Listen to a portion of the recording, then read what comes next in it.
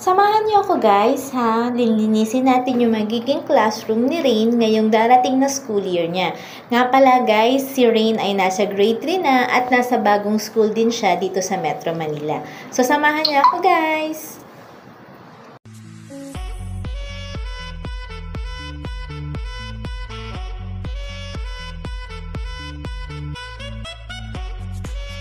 So hi guys, ayan, nagbibirgada eskwela kami ngayon. Yan, kasama ko yung dalawa kong co-parent dito sa room ni Rain kasi bukas i-start na ng klase nila. So, naglinis kami. Actually, malinis naman siya. Konting ano na lang naman. Medyo pawisin pang lola nyo ngayon, no? So, ngayon kasi nagwalis, nagpunas para bukas ready na kasi nga medyo maalikabok. So, ayan guys, maganda naman ang classroom ni Rain sa kanyang bagong school ngayon kasi maaliwala siya. Ayan. At tingnan niyo naman guys, may pa-water dispenser pa. Diba? So anyways, bukas na yung start ng klase niya dito sa new school niya.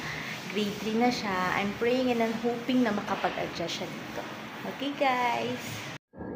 So, ayan na nga guys, nandito tayo ngayon. Kakarating lang namin sa loob ng classroom nila Rain at medyo na late kasi kami ng pasok dahil nga sarado pa yung pinaka-gate ng school. So, ito yung kanilang classroom. Last week, nasimulan na yung brigada eskwela. May ibang mga parents na tumulong na ring maglinis. So, ngayon, tatanggalin na lang natin yung ibang kalat at alikabok dito dahil bukas na ang kanilang klase.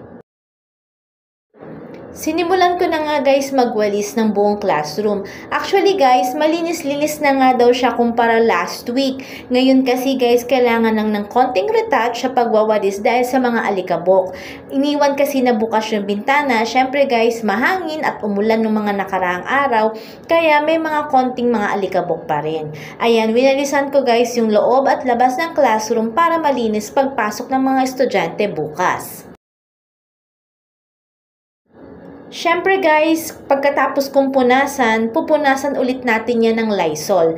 Guys, nga pala, bago ako nagwalis kanina, pinunasan ko na yan ng basahan para mawala yung mga alikabok. At ngayon naman ay nila-Lysol ko na siya para at least talagang totaling walang bacteria or virus or germs, lalo na meron pa rin mga COVID virus sa paligid. So, ayan guys, para at least ready na talaga ang ating mga estudyante bukas.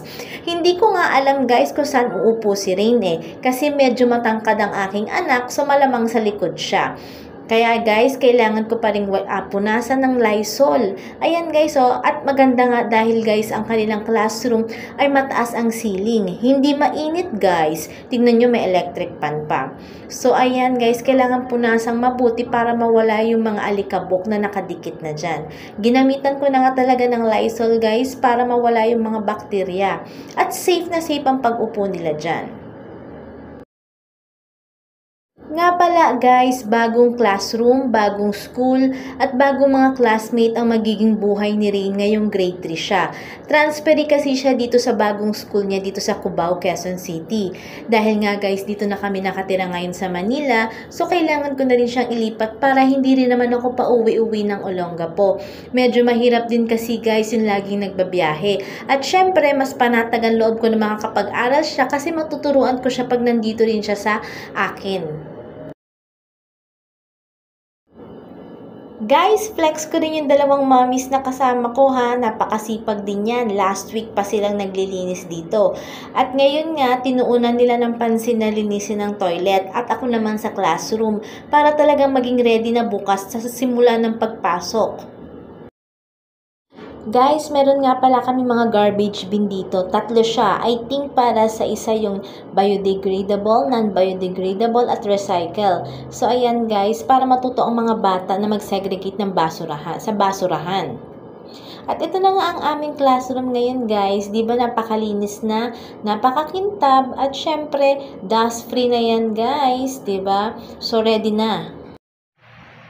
Ayan guys, sasamahan niyo ulit ako sa mga susunod ko pang vlogs. Tatry ko bukas na makapag-vlog para sa sa first school day ni Rain dito sa kanyang new school. So, hoping makapag-vlog ako at hindi ako mataranta kasi maaga na naman ang gisingan. So, ang klase ni Rain is pag Monday, 6:30 ng umaga hanggang 1:40. Kapag Tuesday hanggang Thursday, 7 a.m. to 1:40 rin ng hapon.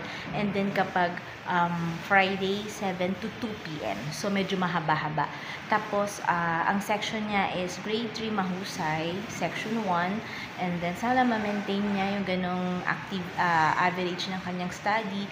Siyempre, start na naman tayo ng mga bento serye sa mga mommies na kagaya ko na merong elementary students. So, ayan na naman tayo. So, ako bukas ay prepare ko 2 baon ni Rain. Isang para sa recess niya at isa para sa lunch niya kasi aabutin siya ng lunch dito.